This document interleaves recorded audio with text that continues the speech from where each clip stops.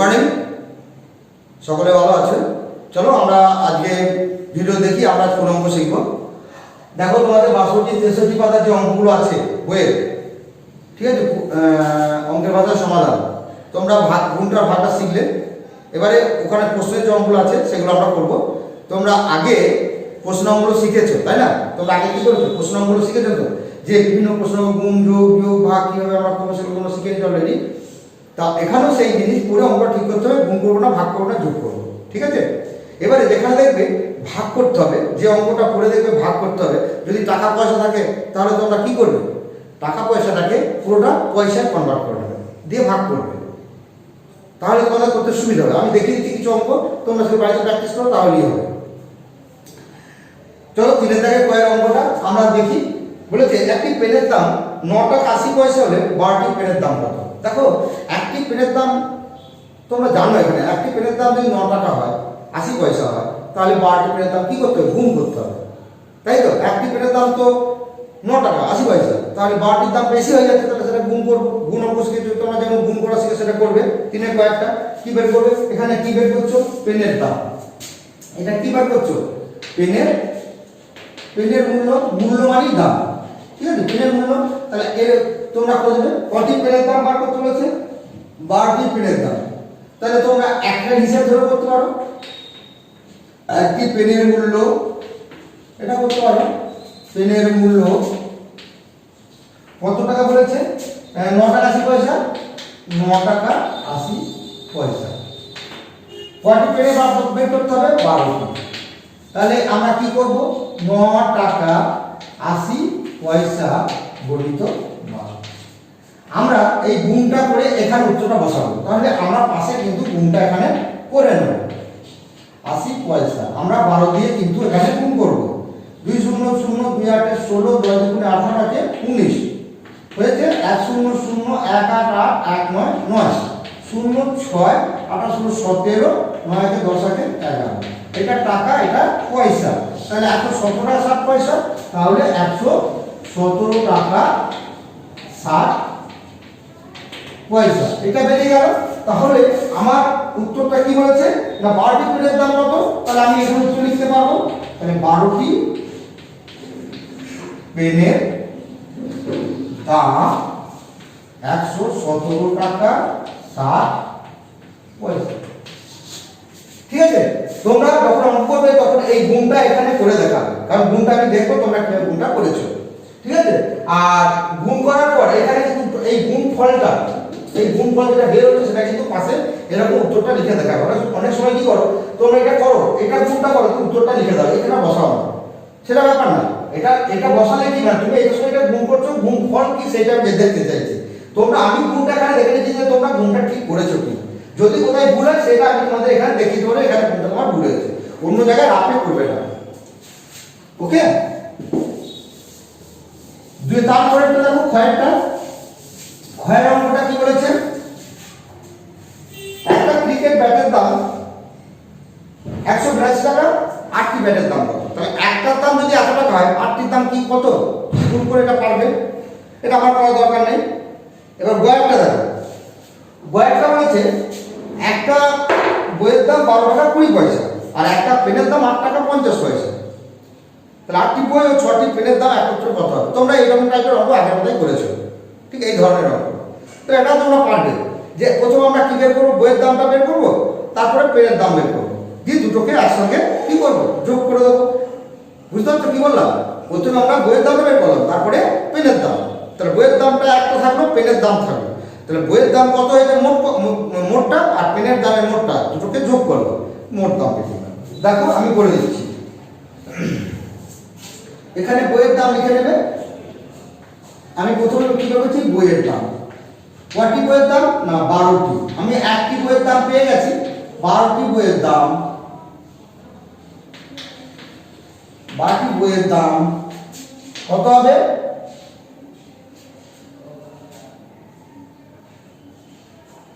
Sorry 12টি কেন, 8টি বই বলেছে। 8টি বইয়ের দাম কত হবে? 12 টাকা 20 পয়সা। তাহলে 12 টাকা 20 পয়সা গুণিত 8 সমান, এটা গুণ করে যে 8 0 0 8 দুগুণে 16 ঠিক আছে, এটা পয়সা। 8 দুগুণে 16, 8 দুগুণে 16, 8 এ 17, 8 একে 8, 8 এ 9। ঠিক আছে, এইটা যারা যারা এই মুখে মুখে গুণে করতে পারো না তারা কিন্তু পাশে অবশ্যই এইভাবে গুণ করে নেবে। ঠিক আছে, মনে থাকে যেন, ভুল করো না। আর 16, 17, 8 একে 8, 8 একে 9, এইটা হয়ে গেল। তাহলে এটা কি বেরোলো? এটা বেরোলো বইয়ের দাম। এবার আমি কি দেখাবো? পেনের দাম। ঠিক একই রকম পেনের দাম লিখলাম, হয়েছে। তাহলে কটি পেন বলেছে এখানে? 6টি, তাই তো, 6টি পেন। তাহলে 6টি পেনের দাম বার করছি, হয়ে গেল। 6টি পেনের দাম কি করছি না 8 টাকা 50 পয়সা, 8 টাকা 50 পয়সা গণিত 6, হয়েছে। এবার এটা গুণ করলে কি হয়? এখানে পয়সা লেখা হয়, হয়েছে। দেখো এটা গুণ করলে 6 0 0 6 5 30, 6 টা 48, 48 49 50 51, হয়েছে। 6 0 0 6 5 30, হাতে হলো 3, 6 8 48, 48 49 50 51। তাহলে এটা টাকা আর এটা পয়সা। এইটা তোমরা এখানে গুণটা করে নিতে পারো, তোমরা এই পাশে গুণটা করে নেবে। 8 টাকা যারা পারো না, তাদের ভুল হয়, তারা অবশ্যই এখানে গুণটা করে নেবে। হ্যাঁ, 6 0 0 6 5 30 আর 6 48 49 50 51, 51 টাকা 0 0 পয়সা, হয়ে গেছে। এবার আমি কি বলেছি? মোট দাম। এবার আমাদের কি বের করতে হবে? মোট দাম। তাহলে উভয়ের मतलब লিখে দেবে মোট দাম বের করো, সমষ্টি মোট একত্র বাড়াচ্ছে। তাহলে মোট দাম কত? মোট দাম, হ্যাঁ, দুটো, এটা কটা জিনিসের মূল্য বলছি? দুটো জিনিসের মূল্য, দুটো জিনিসের মোট মানে একত্র করছিল। মোট কত হচ্ছে? মোট করছি 97 টাকা, লিখে দেবে। মোট দাম বার করছি, তাহলে বইয়ের মূল্য, বইয়ের মূল্য, আর একটা হচ্ছে পেনের মূল্য।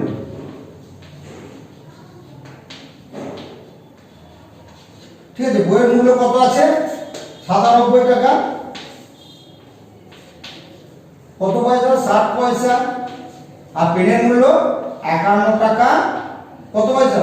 00 পয়সা। যোগ করে দাও, 6 7 একে 8 9 5 এ 14, তাহলে 148 টাকা 60 পয়সা।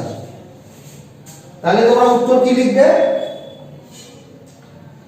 8টি বই ও 6টি পেনের দাম একত্রে কত হবে? এবার এখানে উত্তর লিখে দেবে। 8টি বই ও 6টি পেনের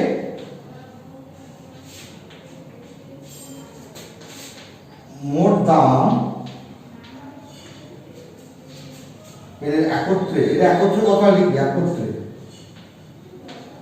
মানে 8টি বই ও 6টি পেনের একত্রে মোট দাম, একত্রে মানে মোট করা হচ্ছে, একত্রে করে মোট দাম হচ্ছে 14,000 নাকি 148 টাকা, কত পয়সা? 60 পয়সা। দেখো আমার জায়গাটাই বলে হিজিবিজি হচ্ছে, অঙ্কটা তোমরা বুঝে গেছো, 148 টাকা 60 পয়সা উত্তর হচ্ছে, বুঝে গেছো নিশ্চয়ই। আমি নতুন করে অঙ্কগুলো জাস্ট করে দিলাম, তোমরা দেখে নিও।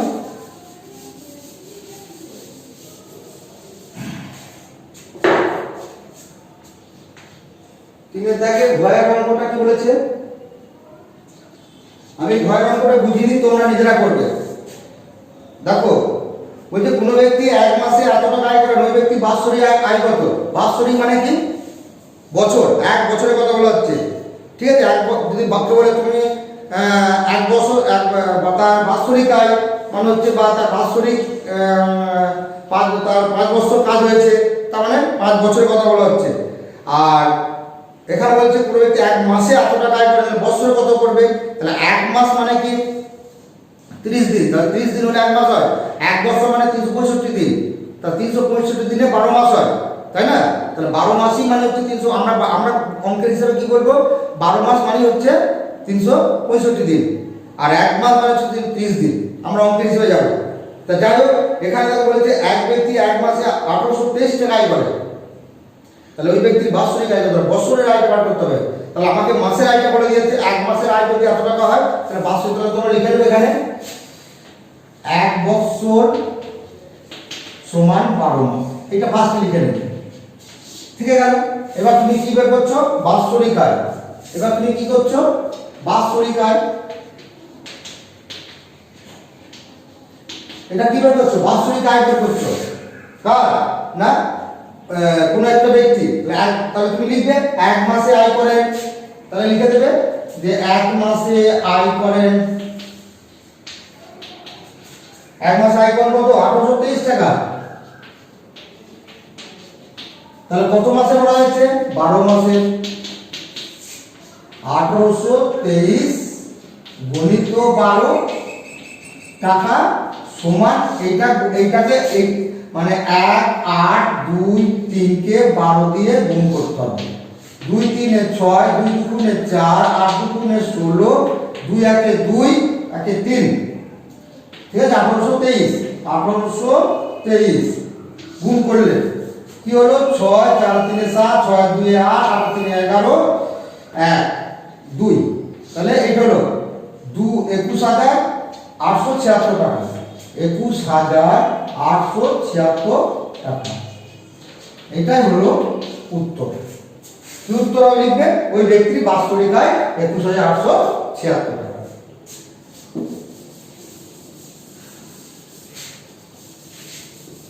হয়ে গেল।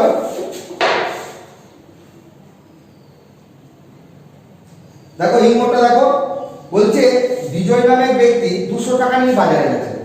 20 টাকার দরে খেলনা জিনিস কিনেছে 7টি।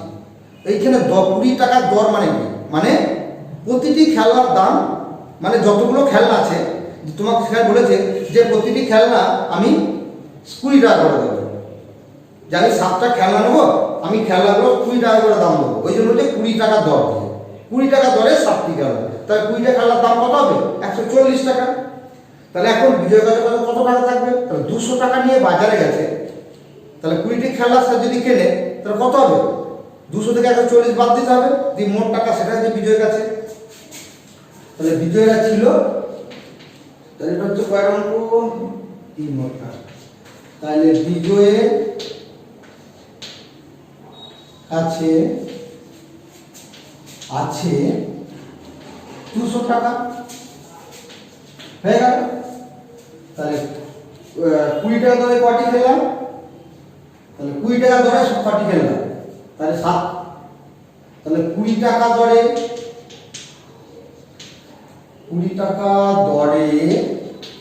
7টি খেলনার দাম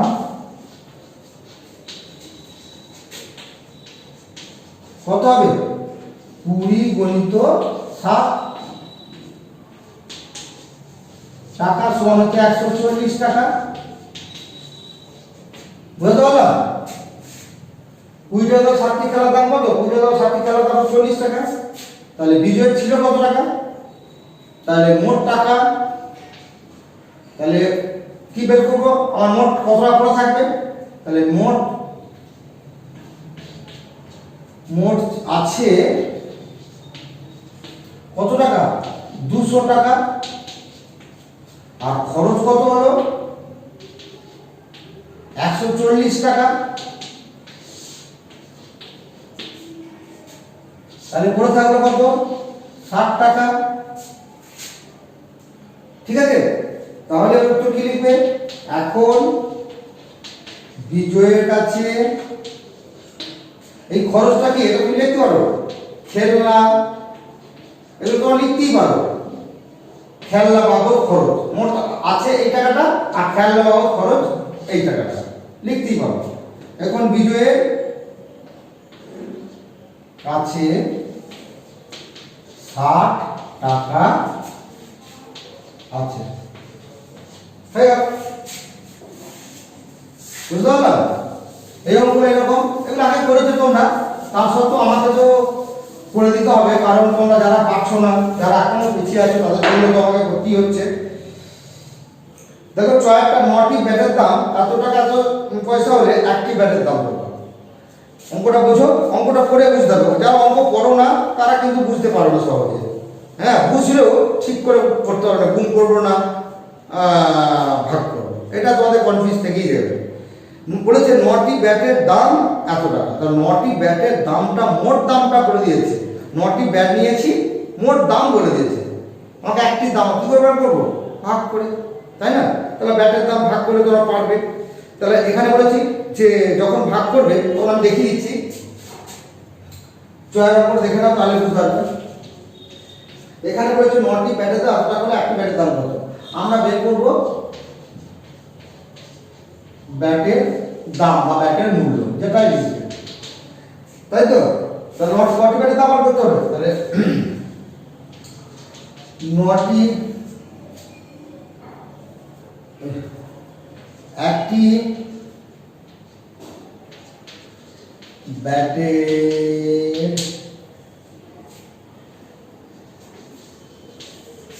দাম কত টাকা?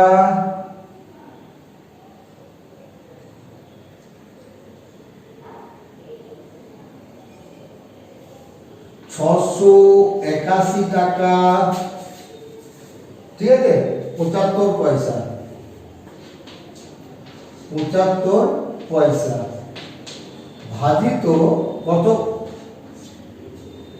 9, মানে একটি ব্যাটের দাম এত টাকা হলে 9টি ব্যাটের দাম যদি এত টাকা হয়, তাহলে একটি ব্যাটের দাম ভাগ করে বের করতে হলো।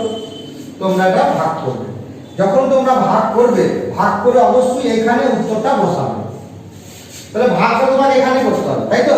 তখন যখন তোমরা ভাগ করবে, তোমাদের শিখেছি ভাগ অঙ্ক করার সময় টাকা পয়সা, তাহলে সেটাকে কি করে নিতে হবে? কনভার্ট করে নিতে হবে। তাহলে তোমরা এখানে লিখে দেবে 681 টাকা 75 পয়সা সমান 68175 পয়সা। এইটাকে কিন্তু লিখে নেবে, দিয়ে এবার ভাগ করো। 68175 পয়সাকে ভাগ করো। কত দিয়ে ভাগ? 9 দিয়ে। আমরা যেমন শিখেছি 68, 9 7 63, 3 8 5 8 51, তাই তো? তাহলে 9 5 45, 9 6 54, 9 5 45, 5 আর 5 11, 6 11, 7 9 9 7 63, 4 ডাইরেক্ট অঙ্ক 5, 9 5 45। দেখো এইখানে যদি পয়সা লিখবে, অনেকজন তো লিখে নি, খাতায় লাগালাম, বহুত জনে লিখে নি। এবার যে ভাগফলটা বের হলো, ভাগফলটা কি বের হলো? পয়সা। তাহলে এখানে পয়সা লিখলাম। এত পয়সা সমান কি? আমরা জানি শেষের দুটো অঙ্ক পয়সা, বাকি সব টাকা। তাহলে আমরা লিখতে পারবো 75 টাকা 75 পয়সা। তাহলে এখানে কি উত্তর বের হলো? 75 টাকা 75 পয়সা। দেখো 2-3 বার লিখলেও তোমাদের লাভ বেশি। যত তোমরা লিখবে তত তোমাদের হ্যাবিচুয়েট বেশি হবে, অভ্যাসটা বেশি আসবে। তাহলে উত্তর কি লিখবে? একটি ব্যাটের দাম কত বের হলো? 75 টাকা 75 পয়সা। তাহলে উত্তর তোমরা লিখে দেবে একটি ব্যাটের দাম 75 টাকা 75 পয়সা। হয়ে গেল।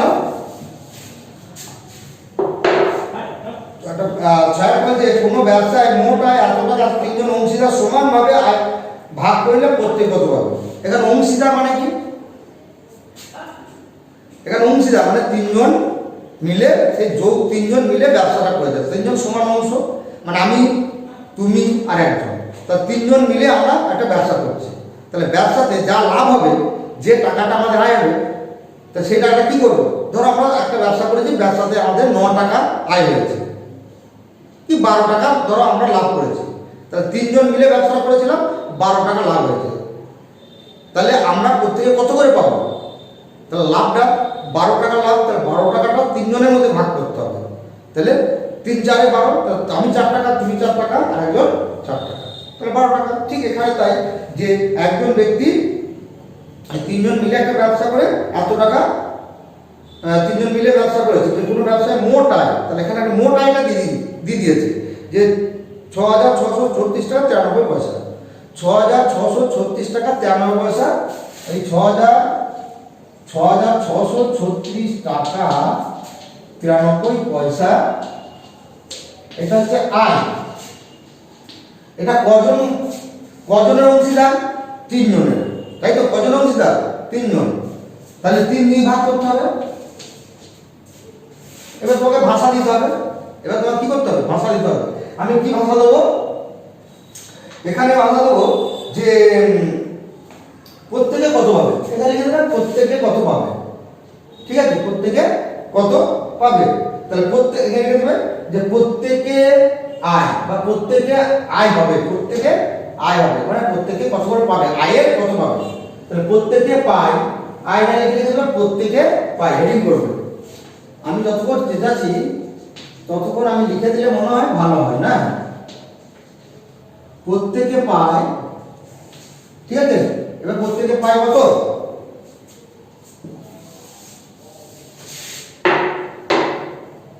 কত টাকা?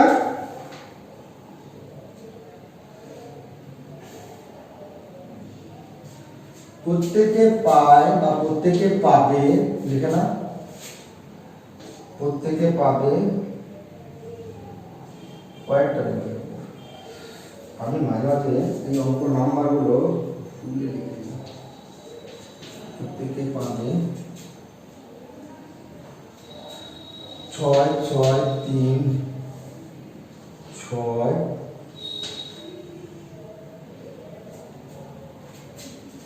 টাকা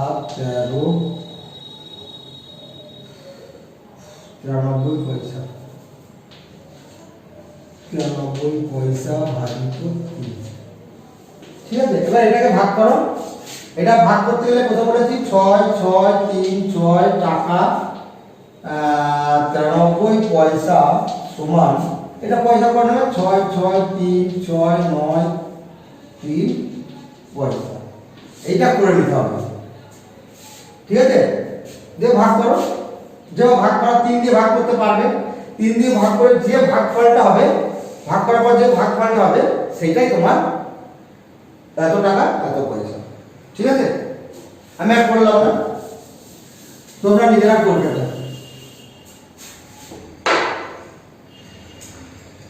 আচ্ছা, বলছি যে আমাদের এক ব্যক্তি 12 মাসের খরচ এত টাকা এত পয়সা হলে ওই ব্যক্তির মাসিক খরচ কত?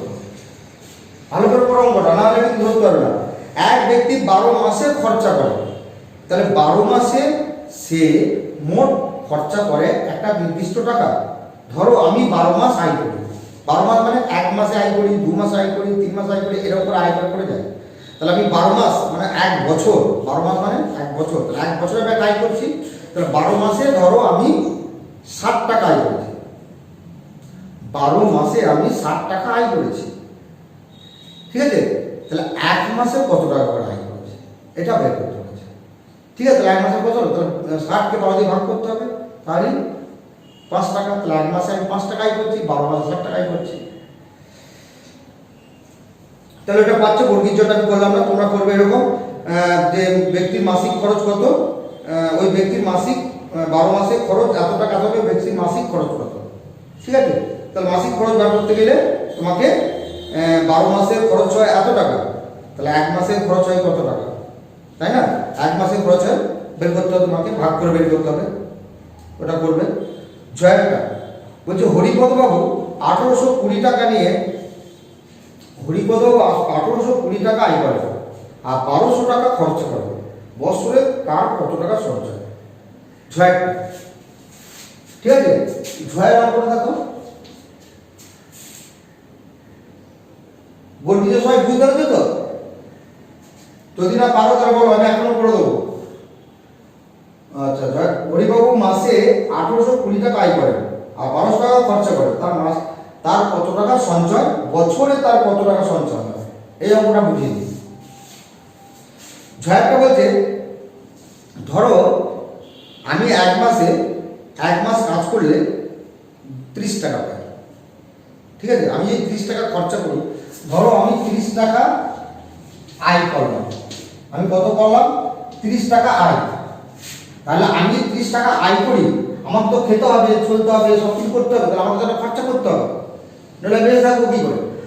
আমি এই আয় করার জন্য আমার তো শক্তি দরকার, তো শক্তি সঞ্চয় করতে হয় খাবার থেকে, আমার বিভিন্ন খাবার খেতে হয়, তাহলে খেতে গেলে আমার 20 টাকা খরচা হয়ে গেল।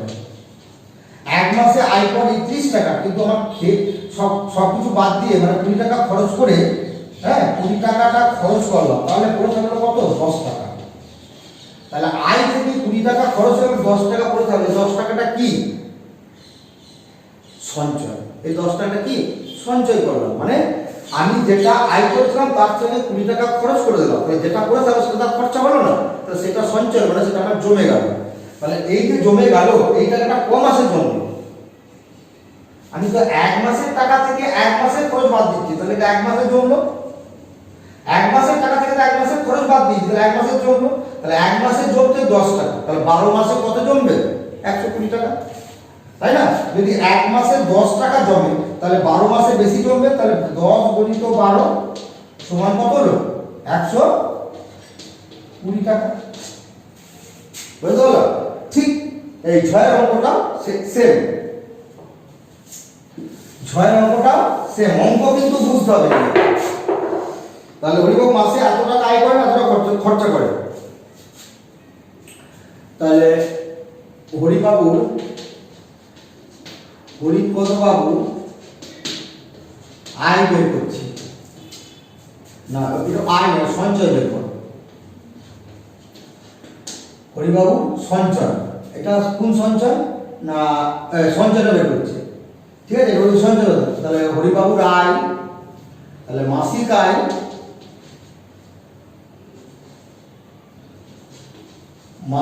কত? 1820 টাকা। আর মাসিক খরচ কত? 1200 টাকা। বাদ দাও 620 টাকা। তাহলে এই টাকাটা 620 টাকা, তাহলে আমি আয় থেকে খরচ বাদ দিই, তাহলে 620 টাকা, যেটা কি? এটা এক মাসের সঞ্চয়। তাহলে এক মাসে এখানে লিখে দাও, তিনি এক মাসে সঞ্চয় করেন কত টাকা? 620 টাকা। তাহলে ক মাসে কত? বাৎসরিক বলেছে। কত দিনে বলেছে? দিন বলেছে না বছর বলেছে? বাৎসরিক। বাৎসরিক মানে এখানে এক মাসের যে চেয়েছে, এক মাসে, তাহলে বাৎসরিক মানে 12 মাস। তাহলে এখানে তোমরা লিখেও নিতে পারো, এক বছর সমান 12 মাস, এখানে লিখে দিতে পারো। তাহলে এখানে কিন্তু 12 মাসের সঞ্চয় করেন 620 গুণিত 12 টাকা।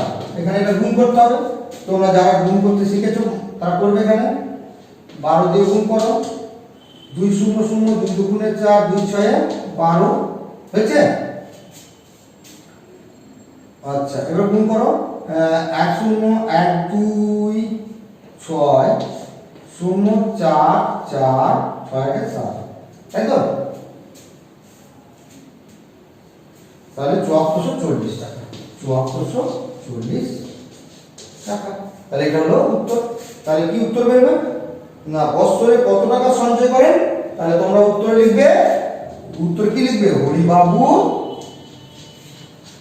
বছরে কত টাকা? 7440 টাকা সঞ্চয় করেন। আমি জাস্ট লিখে বুঝিয়ে দিলাম, তোমরা নিজেরা করবে। হয়েছে?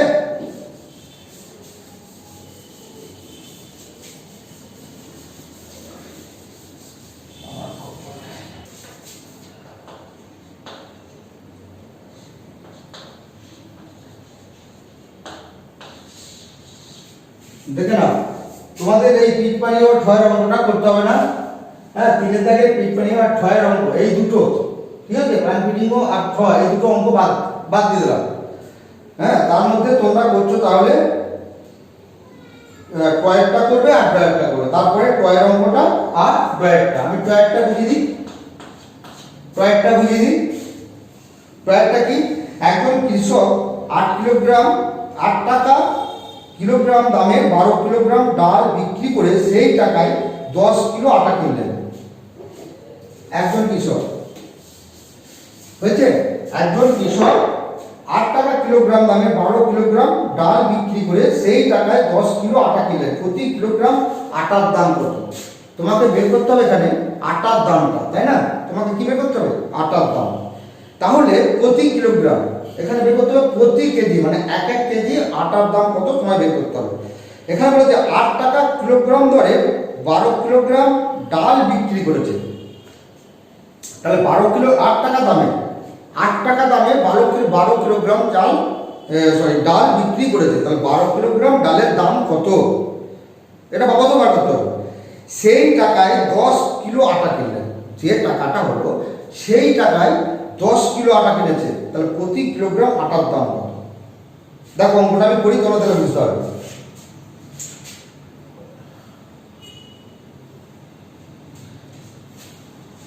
তাহলে প্রথমে বের কিনছি আমি কি? আমি প্রথমে বের করছি ডালের দাম।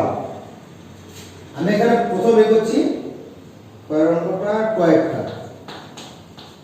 মুছে দিলাম। এখানে আমি বের করছি ডালের দাম, ডালের মোট দামটা বের করছি। আমার 1 কিলো ডালের দাম কত?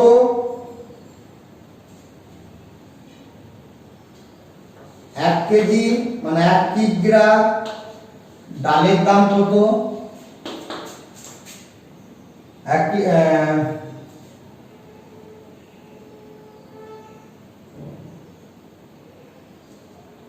কিলোগ্রাম ডালের দাম 8 টাকা। ক কিলোগ্রাম? 12 কিলোগ্রাম ডালের দাম কত হবে? তাহলে 12 গুণিত 8 টাকা সমান হচ্ছে 96 টাকা। বুঝছে? তাহলে 12 কিলোগ্রাম ডালের দাম হচ্ছে আমার 96 টাকা। বুঝতে সেই টাকাটাই মানে এই 96 টাকা দিয়ে 10 কিলো আটা কিনেছে। তাহলে 96 টাকা দিয়ে যদি 10 কিলো আটা কিনে প্রতি 8 কিলো আটার দাম কত? তাহলে 96 টাকায় যদি 10 কিলো আটা কিনে তাহলে প্রতি কিলো আটার দাম কত? তা 10 কিলো আটার দাম কত? এই 96 টাকা দিয়ে 10 কিলো আটা কিনেছে। তাহলে 10 কিলো আটা কিনেছে। তাহলে প্রতি কিলোগ্রাম এখানে অঙ্কটা দেবো, প্রতি কিলোগ্রাম আটার দাম চেয়েছে। তা 10 কিলো আটার দাম কত টাকা পড়ছে? তা 10 কিলো আটার দাম কত পড়লো? 96 টাকা। হয়েছে? 10 কিলো আটার দাম 96 টাকা। তাহলে 1 কিলো প্রতি কিলো বলেছে আটার দাম 96 ভাজিত 10 টাকা। এটাকে ভাগ করো, 96 কে ভাগ করো। ঠিক আছে? 10 9 90, 10 9 90, 6 নামলো, ভাগ যাচ্ছে না, দশমিক বিন্দু দিলাম, শূন্য পেলাম, 10 6 60 হয়ে গেল 9 টাকা 60 পয়সা। দশমিক পরে 6 এর অঙ্ক আছে, সেজন্য হবে 9.6 টাকা। তা 10 কিলো আটার দাম 96 টাকা হলে মানে বলে এখানে বলে দিই অঙ্কটা। এখানে অঙ্কটা তোমাদের কি বলেছে যে যে টাকাটা ডাল বিক্রি করে পেল সেই টাকায় 10 কিলো আটা হলো। তাহলে যে টাকাটা আমি এই যে 96 টাকাটা আমি ডাল বিক্রি করেছি, ডাল বিক্রি করে 96 টাকা পেয়েছি। তাহলে এই 96 টাকা দিয়ে 10 কিলো আটা আছে। তা 10 কিলো আটার দাম যদি 96 টাকা হয়, ঠিক আছে? 10 কিলো আটার দাম যদি 96 টাকা হয় তাহলে 1 কিলো আটার দাম কত হবে? তাহলে 1 কিলো আটার দাম হবে তোমার কত? যে 9 টাকা কত? 9 টাকা 60 পয়সা। ঠিক আছে? 9 টাকা 60 পয়সা। এই শূন্যটা কেন? 9.6। ঠিক আছে? 9 এর দশমিকের পরে আমরা জানি টাকা পয়সা করলে কি হয়, যদি টাকা পয়সার অঙ্ক করি দশমিকের পরে যদি কোনো সংখ্যা বসে, দশমিক পরে যদি কোনো পূর্ণ সংখ্যা বসে 1 2 3 4 5 6 7 8 9, ঠিক আছে? তাহলে তখন অঙ্কটা ওই টাকার অঙ্ক ক্রস করবো, তারপরে একটা শূন্য দিয়ে ক্রস করতে হবে, ঠিক আছে? এই জন্য 9.7 টাকা। এবার তোমরা উত্তর কি লিখবে, যে প্রতি কিলোগ্রাম আটার দাম, প্রতি কিলোগ্রাম, উত্তর লিখে দেবে প্রতি কিলো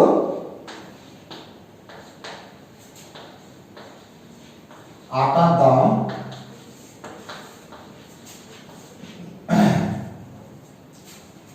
9.60 টাকা। বুঝে গেল?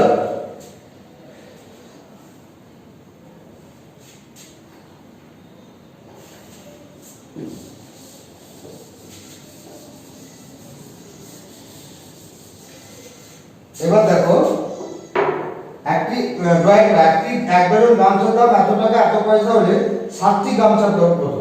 ভাগ করে বার করতে হবে সোজা, ঠিক আছে? তোমরা গামছার দামটা 7 দিয়ে ভাগ করে বের করতে পারবে, লিখে করবে। ওকে, এই পর্যন্ত থাক, তোমরা করে প্র্যাকটিস করো, যদি কোনো অসুবিধা আমাকে জানিও, ঠিক আছে? ভালো থাকবে, সুস্থ থাকবে।